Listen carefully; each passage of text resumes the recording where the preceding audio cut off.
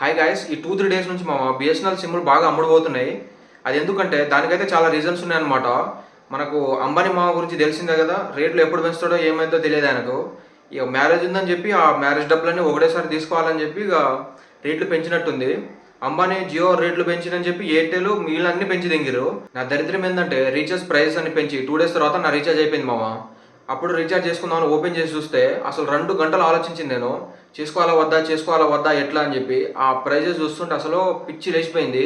2 గంటలు కూర్చొని ఆలోచించి నేను చేయాలా వద్దా అని ఆ లెవెల్లో ఉన్నాయి ఆ ప్రైజెస్ అయితే.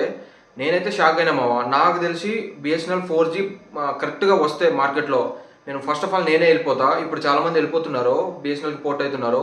నేను కూడా వెళ్ళిపోతా. ఎందుకంటే ఇప్పుడు చాలామంది ఎట్లా అంటే ప్రైజెస్ అనేది డే బై డే పెరుగుతూనే ఉన్నాయి అన్నిటికీ. మొబైల్ కూడా ఇంత ఛార్జెస్ పెట్టి వాళ్ళు చేయాలంటే కష్టం కదా. చాలామందికి టీవీస్ ఉన్నాయి, మొబైల్తోనే అది కాదు పని. వైఫై పెట్టించుకుంటారు, వైఫై రీఛార్జ్, మొబైల్ రీఛార్జ్ అంటే అది ఇంకా తడిచి మోపెడ్ అవుతుంది ఎవరికాడ.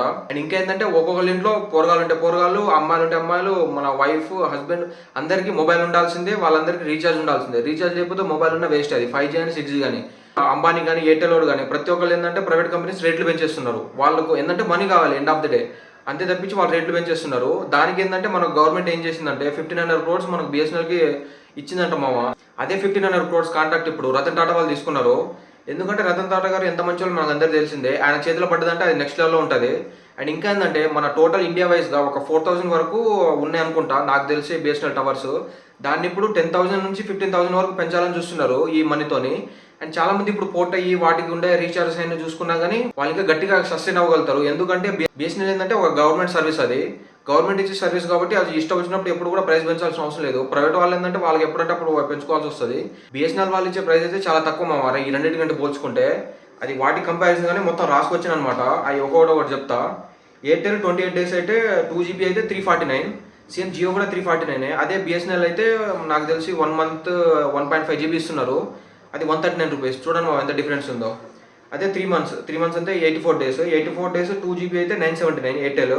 అదే 2GB 1029 మన జియో. అదే 90 days 2GB అయితే బిఎస్ఎన్ఎల్ 411. దాన్ని బట్టి మీరు అర్థం చేసుకోండి ఏ లెవెల్ ఉందో. అట్లాగే 1 year ప్లాన్ చూసుకున్నా కానీ ఎయిర్టెల్ అయితే 2GB ఏమో 3599, అదే 2.5GB ఏమో 3999. జియో చూసుకుంటే 1 yearకి 2.5GB ఉంది మామ, 3599. చూడండి అసలు ఎంత మనకు. Jio Airtel same price, difference ఏం లేదు.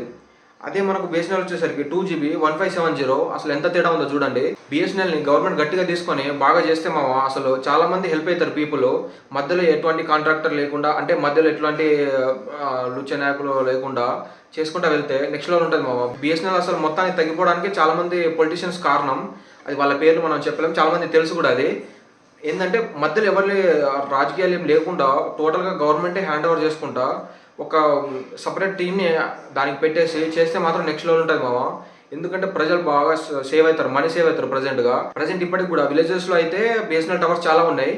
కాకపోతే ఏంటంటే అక్కడ వాళ్ళు ఏంటంటే వాళ్ళకి డైలీ కాల్స్ వెళ్తే సరిపోతుంది కాబట్టి ఏంటంటే వాళ్ళు రీఛార్జ్ పెద్దగా ప్లాన్ పెట్టుకోరు. మనకు సిటీలో ఉండే వాళ్ళు ఏంటంటే ఎక్కువ ప్లాన్స్ పెట్టుకుంటారు కాబట్టి వేరే కంపెనీస్కి అది అదునుగా అయిపోయి బాగా డబ్బులు సంపాదించుకున్నారు. బిఎస్ఎన్ఎల్ ఏంటంటే రిమోట్ ఏరియాస్లో కూడా, అంటే ఎక్కడ పడితే అక్కడ కూడా వాళ్ళు టవర్స్ పెట్టాలని ప్లాన్ చేస్తున్నారు. టోటల్ ఇండియా వైజ్గా 10,000 to 15,000 టవర్స్ కూడా పెట్టాలని ప్లాన్లో ఉన్నది. అండ్ రతన్ టాటా గారు ఉన్నారు కాబట్టి నాకైతే హోప్ ఉంది అది మంచిగా బూమ్ అవుతుందని, అండ్ జనాలు బాగా యూజ్ అవుతుంది. అండ్ ఇది నా రివ్యూ. మీకు ఎలా అనిపించింది కింద కామెంట్ చేయండి. అండ్ ప్రైజెస్ కూడా ఒకసారి చూసుకోండి మీరు ఏ లెవెల్లో ఉన్నదో. నేను అసలు షాక్ అయినా. ఈ టైమే మనకు సిమ్ మార్చే టైం అనమాట. నేనైతే దెంగేస్తా అది ఆన్ కెమెరా అని చెప్తున్నా. ఎందుకంటే ఇంతగానో రేట్లు ఉంటే నేను అసలు 2 గంటలు ఆలోచించినట్టే మీరే అర్థం చేసుకోండి. ఆ ప్రైజెస్ చూసి చెయ్యాలా వద్దా చేయకపోతే కాల్స్ ఏం మాట్లాడలేం కదా, తప్పనిసరి చేయాల్సిందే. ఎందుకంటే 1 month మనం చేయలేము. 1 month చేసినా అది ఎక్కువ.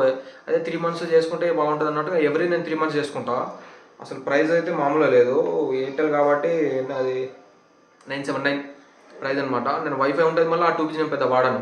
5G పెద్దగా రాదు. రూమ్లో సిగ్నల్ లేదా ఫోన్ ప్రాబ్లమా లేకపోతే 5G రావట్లేదో తెలియదు కానీ మొత్తానికి ఏదో ఒకటి జరుగుతుంది. కానీ 5G అయితే నాకైతే రావట్లేదు. ఇది మా వీడియో. మీకు ఎలా అనిపిస్తుంది కింద కామెంట్ చేయండి. ఇట్లాంటి వీడియోస్ కావాలంటే ఇంకా మీరు సబ్స్క్రైబ్ చేసుకొని సపోర్ట్ చేస్తే వస్తూనే ఉంటాయి. Thank you.